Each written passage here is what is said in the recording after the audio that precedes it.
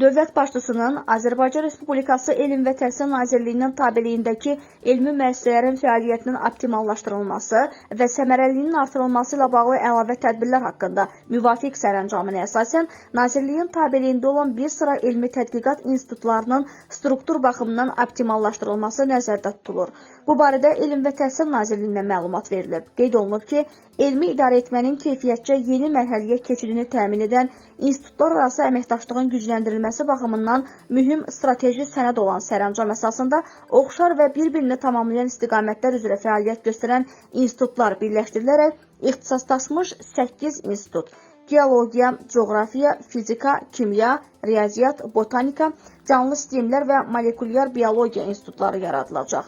Eyni zamanda müasir elmi infrastruktur və beynəlxalq standartlara cavab verən 2 yeni elmi müəssisə formalaşdırılacaq.